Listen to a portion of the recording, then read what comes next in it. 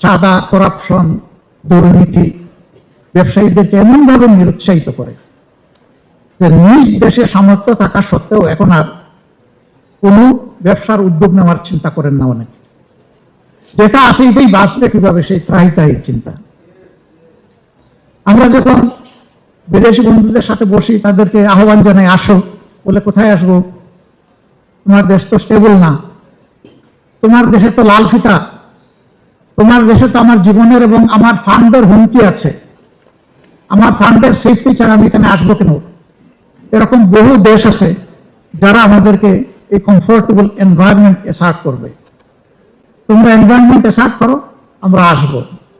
আমরা যখন বলি আমাদের হিউজ ম্যান পাওয়ার আছে, লেবার এখানে চিপার, ম্যানুফ্যাকচারিং কস্ট হবে তোমার কম, বেনিফিট তুমি বেশি করতে পারবা, বলে যে ম্যানুফ্যাকচার করতে পারলেই না আমি বেনিফিট করবো।